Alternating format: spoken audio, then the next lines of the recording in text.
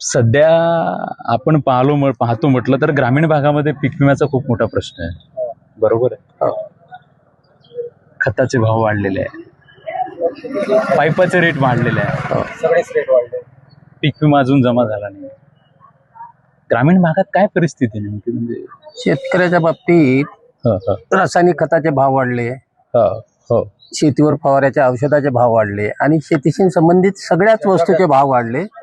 फक्त शेतमालाचे भाव नाही वाढले. आणि यवतमाळ जिल्ह्यात अतिशय अतिवृष्टी होऊन ह्या जिल्ह्याला पीक विमा नाकारणे, या जिल्ह्यात 3 मंत्री असून 3 मंत्री शेतकऱ्यावर एवढा मोठा अन्याय होणे ही अतिशय जिल्ह्याच्या दृष्टीनं निंदनीय बाब आहे, लाजीरवाणी बाब आहे. यासाठी पंढरी पाटील पाठे ज्या पद्धतीने पाठपुरावा या जिल्ह्यात करत आहे तो खरोखर त्यांचा काम अतिशय वाखाणण्यासारखा आहे. या जिल्ह्यात या महिन्यात कमीत कमी 18 शेतकऱ्याच्या आजपर्यंत आत्महत्या होऊन गेल्या. 1 एप्रिल ते 26 एप्रिल पर्यंत 17-18 शेतकऱ्याच्या आत्महत्या झाल्या.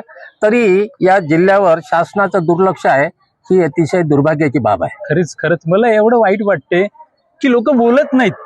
आणि शेतकऱ्यांनी जागृत होऊन खरोखर या मुद्द्यावर बोलायला पाहिजे आणि शेतकऱ्याला उत्पादन खर्चावर आधारित भाव द्यायला पाहिजे, अशी शेतकऱ्याच्या वतीनं शासनाला कळकळीची विनंती आहे.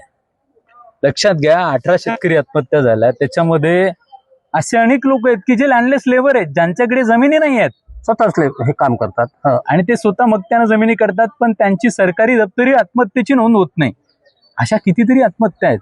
हे सुद्धा दुःखाची बाब आहे ना या जिल्ह्यासाठी, अतिशय दुःखाची बाब आहे. जो शेतकरी आज नापिकीमुळं आपली स्वतःची जीवन संपवत आहे, त्या शेतकऱ्याची जर आत्महत्या शासन दरबारी नोंद घेतल्या जात नसेल आत्महत्येची, तर याच्यासारखं दुर्भाग्य नाही. आणि या सरकारचं हे अपयश म्हणावं लागेल. आपल्या जिल्ह्याला 1 नाही 3 मंत्री आहेत. 3 मंत्री आहेत. यांच्याबद्दल तुम्ही समाधानी आहात का? अजिबात नाही. भारत हा कृषीप्रधान देश आहे, त्याच्यात यवतमाळ जिल्हा हा जास्तीत जास्त शेती असणारा जिल्हा आहे. अशी परिस्थिती असताना शेतकऱ्यावर दुर्लक्ष होणे ही अतिशय गंभीर बाब आहे. त्या शासनाचा जेवढा निषेध करावा तेवढा कमी आहे. पीक विम्याच्या लढाईमध्ये उद्याला आपलं आंदोलन आहे. बरं, तुम्ही आलं पाहिजे. 100% पीक विम्याच्या आंदोलनाला येतो मी. शेतकरी या नात्यानं मला जिद्द आहे. आज शेतकऱ्यावर सतत शासनाच्या वतीनं अन्याय होत आहे. शासन शेतकऱ्याची कोणत्याही प्रकारे दखल घेण्यास तयार नाही.